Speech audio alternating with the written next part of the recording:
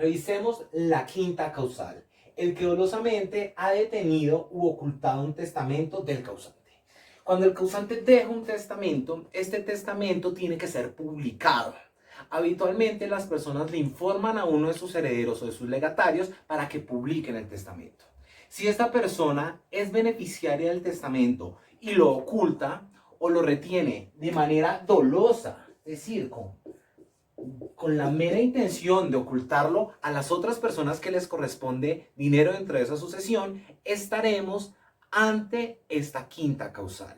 Tenemos que ser muy cuidadosos a la hora de hacer la lectura de la causal cuarta y la causal quinta, dado que la causal quinta se especifica sobre el testamento desde el causante, es decir, la persona que deja la sucesión y que acaba de fallecer. Bajo esa perspectiva, el análisis del dolo debe ser probado dentro del proceso de indignidad sucesoral, en donde se demuestre que esta persona que ocultó el testamento lo hizo para no beneficiar a los posibles legatarios y herederos dentro del proceso de sucesión.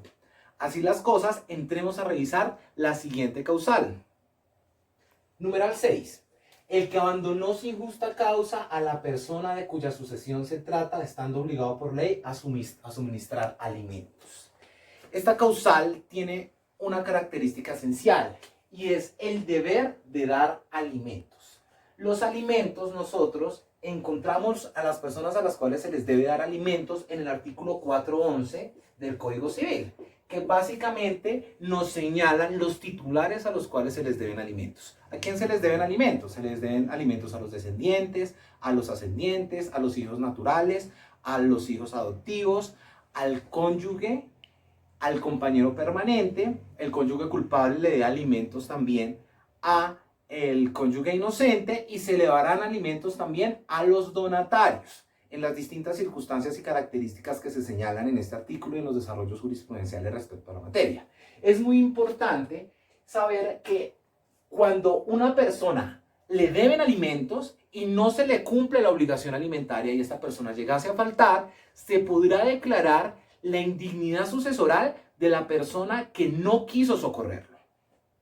Eso sin menoscabo de que a la persona a la cual se le debían alimentos perdone al que se los tenía que suministrar. Pongamos un ejemplo para entenderlo. Digamos que el señor Fidel le debía alimentos a María, que era su hija.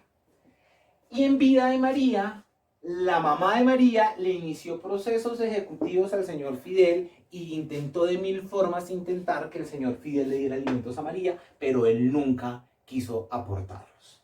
Bajo esas circunstancias, si María tiene algunos bienes y María llega a morir, y María, digamos que le heredaba a su madre, sabemos que estamos ante el segundo orden sucesoral. ¿Quiénes le heredarían a María? Tanto su madre como su papá Fidel. Pero la mamá podrá tramitar el proceso de indignidad sucesoral por la causal sexta, porque Fidel a María nunca le suministró alimentos.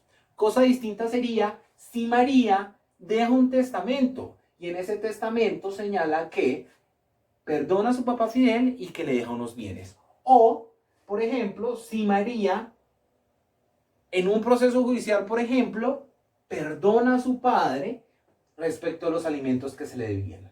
Básicamente en eso consiste la causal sexta de indignidad sucesoral. El numeral 7 del artículo 1025 nos señala que el que hubiese sido condenado con sentencia ejecutoriada por la comisión de alguno de los delitos del título sexto, capítulo primero del Código Penal, siendo el sujeto pasivo de la conducta el causante. ¿Qué delito nos está hablando el Código Civil? Básicamente nos está hablando de todos los delitos que atentan contra la familia. Todos los delitos que van contra la familia, que son los que se desarrollan en el título sexto, capítulo primero, que básicamente son 3 artículos, artículo 229, 230 y 230A del Código Penal, que protegen la estabilidad familiar y su protección va para los bienes jurídicos tutelados de la familia. Bajo esa premisa, ¿de qué delitos estamos hablando? Si cualquier persona atentó contra el causante, por ejemplo, con violencia intrafamiliar, y existe una sentencia ejecutorial en donde se probó esa violencia intrafamiliar, se podrá tramitar el proceso de indignidad sucesoral, que es el 229 del Código Penal, que es atentar física o psicológicamente contra un miembro de la familia.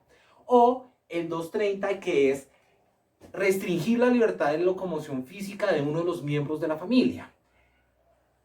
Hay que tener cuidado porque el 230 se parece al 230A, que el 230A es ejercicio arbitrario de la custodia, en donde el 230 a lo que se refiere es restringir la libertad de locomoción de cualquier miembro de la familia, mientras que el ejercicio arbitrario de la custodia recae sobre los hijos, que son las personas sobre las cuales uno tiene el ejercicio de custodia y tiene una libertad de locomoción. Hay que ser muy específicos y deben sentir una sentencia judicial que declare la violencia intrafamiliar. Pongamos un ejemplo. Digamos que Carlos está casado con Claudia. Y resulta que Carlos generó violencia intrafamiliar en contra de Claudia.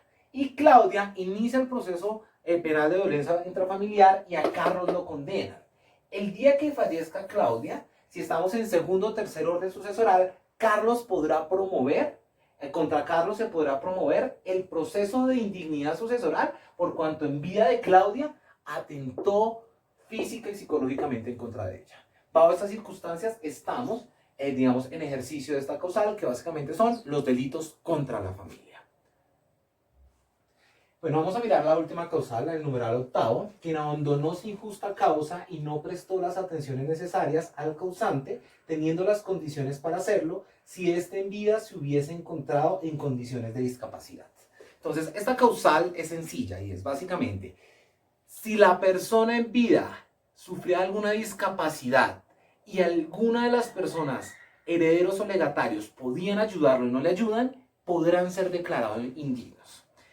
Esta causal, a pesar de que el Código Civil es muy antiguo y estas causales, pues obviamente fueron diseñadas con la creación del Código, dialogan bastante con la ley 1996 del año 2019, que es la ley de los apoyos. ¿Por qué dialoga con la ley de los apoyos? Porque recordemos que el legislador creó la ley para los apoyos en virtud de que a toda persona en condición de discapacidad debe ser apoyada en vida por una persona, por un familiar o por cualquier persona que lo pueda socorrer. Bajo esas circunstancias, si esta persona no lo socorre o viola su obligación como apoyo, entrará a fabricarse, a construirse la causal octava del abandono por el no apoyo cuando la persona está en estado de discapacidad. Así las cosas, digamos, son todas las causales señaladas en el artículo 1025 del Código Civil que se deben promover para declarar indigno a una persona. Conclusiones. Primera gran conclusión, para poder promover el proceso de indignidad sucesoral debe existir el causante, lo que querrá decir que en vida ninguna persona podrá promover el proceso de indignidad sucesoral por cuanto puede acudir al proceso de el desheredamiento, que lo veremos en un futuro video y miraremos cómo funciona el desheredamiento, que también tiene unas causales específicas dentro del Código Civil.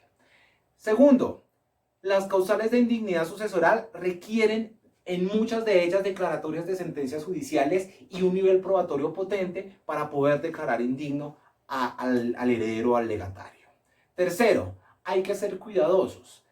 ¿Cuidadosos en qué? ¿En qué momento y cómo debo pedir la indignidad sucesoral? Por ejemplo, si estamos ante un homicidio del causante, que es la primera causal de indignidad, debemos esperar que se surta el proceso judicial del tema penal para así poder surtir el proceso de indignidad sucesoral, porque puede pasar que en el proceso penal la persona sea declarada inocente y nosotros estemos promoviendo el proceso de indignidad sucesoral y vayamos a perder. Este artículo, como última gran conclusión, es una advertencia para todos aquellos herederos y legatarios del deber de cuidado que se tienen con las personas a las cuales se va a suceder. En Colombia se presenta mucho el fenómeno de que los abuelitos o las personas mayores son abandonadas por sus hijos. Y sí, cuando estos llegan a faltar, se tramitan sus procesos de sucesión. Este es el mensaje para aquellas personas que cuiden de sus abuelitos y promuevan los procesos de indignidad sucesoral cuando lo vean necesario. Así las cosas, muchas gracias a todos y nos vemos en próximos videos.